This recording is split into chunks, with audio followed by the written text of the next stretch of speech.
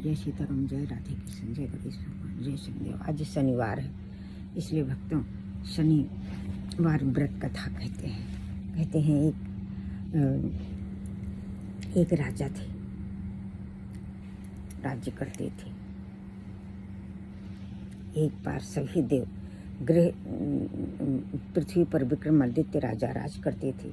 एक बार ग्रह देवताओं में ये बहस छिड़ गई कौन बड़ा है। वो सीधे इंद्रदेव के पास गए।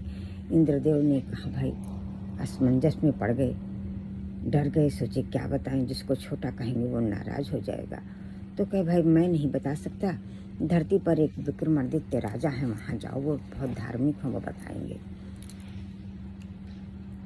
सब लोग विक्रमादित्य राजा के पास पहुँचे। विक्रमादित्य राजा भी परेशान हो गए, क्या करें। लेकिन उन्होंने सभी धातु की, सोना चांदी हीरा लोहा सबका उन्होंने चेयर बनवाए और कुर्सी बनवाई और कहा सब लोग विराजिए। तो जो पीछे बैठेगा वही छोटा हो जाएगा। तो लोहे पर कुर्सी पर शनि भगवान बैठे, तो वो गुस्सा हो गए कि हम उनको छोटा बना दिया गया, इसलिए वो गुस्सा हो गए। वो शनि भगवान विक्रमादित्य पर नाराज हो गए। और विक्रमादित्य किसी कारण से जब उनका टाइम आया शनि का, तो शनि भगवान उनकी परीक्षा लेने आए और घुड़सवार के रूप, घोड़ों के व्यापारी के रूप में सेठ बनकर आए। उनको कहा कि मतलब उनसे कहा कि घोड़ा खरीदने के लिए, तो उन्होंने अपने घोड़े के काम करने वाले आदमी से कहा कि जाके घुड़सवार वाले उसने खरीदा। उसके बाद राजा जंगल को चले गए।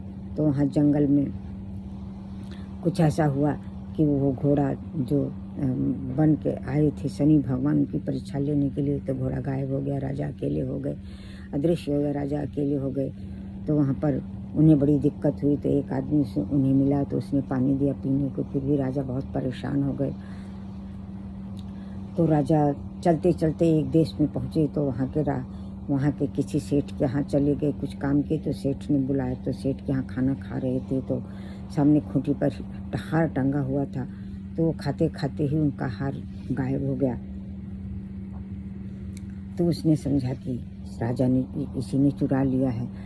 तो उसने जो है राजा के यहाँ ले गए। तो वहाँ पर कहानी में यही है, उनका हाथ पर काट दिया गया, फिर उनको जंगल में फेंकवा दिया गया। तो वहाँ पर किसी को दया आ गई, उसने अपने घर ले आया, उनको खिलाया पिलाया सब किया। सब टाइम वो बहुत मुँह से अपने गाड़ी पर बिठा के ले गया था, तो मुँह से बहुत अच्छी अच्छी सुरीली आवाज़ निकाले। घोड़ा आराम से गाता रहा। वैसे उनकी सुरीली आवाज़ पर गाने लगे, उसके घर रहने लगे। तो उनकी सुरीली आवाज़ पर प्रसन्न होकर वहाँ की राजकुमारी प्रसन्न हो गई। अपने पिता से अपनी दासी को भेजा, जाके देखिए कौन सा लड़का है। तो देखने गई, तो बताई आकर के, फिर भी राजकुमारी नहीं मानी, पिता से कहकर ज़बरदस्ती शादी कर लिया।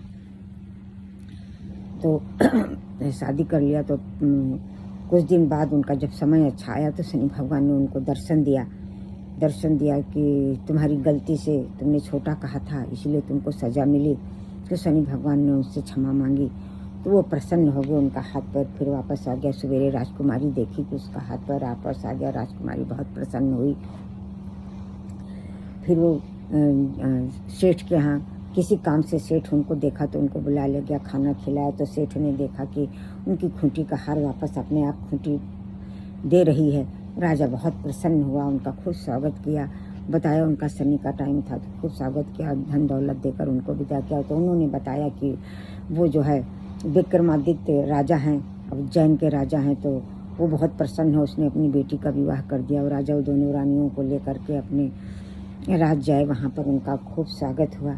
इस प्रकार शनि भगवान ने कहा कि शनि भगवान से उन्होंने कहा कि आप ही तो सबसे बड़े हैं। इस प्रकार शनि भगवान भी प्रसन्न हो गए, राजा भी आनंदित हो गए।